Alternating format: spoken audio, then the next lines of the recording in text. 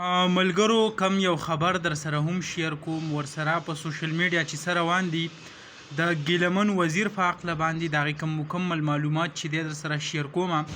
پیله که تاسو لکه فیسبوک طرف ته راشئ نو په دې چې کوم حالات جوړ دي د ټول نه مخکې خو لکه کم د مرګ کم خبر چې شیر کېږي نو په هغې کې څه حقیقت نشته، یعنی خلک چې کم دی هغه ټول دروغ وایي د مرګ په حوالې سره. هغه چې کم دی په ډېر زیات شدید یو داسې قسمه حالات کې پروت دی، یعنی د مرګ حالات به ورته مونږ ووایو چې په هغې کې هغه دا وخت په وینټیلیټر باندې پروت دی.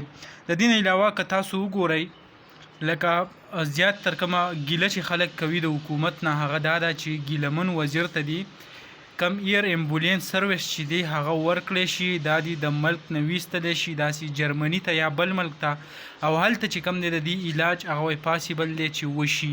خو په پاکستان کې د دې علاج داسې ویلی کېږي چې ډېر زیات ناممکن ښکاري که هغه وشي، یعنی په دې چې کوم ګزار شوی دی د چاقو او ورسره نور چې کوم والې شوی دی نو داسې حالات یې ورسره کړي د دې نه چې کوم دی وینه ډېره زیاته تللې ده، بلډ پریشر چې کوم دی هغه هم ډېر زیات لو دی، تر اوسه پورې چې کوم دی هغه هم نه ټیک کېږي.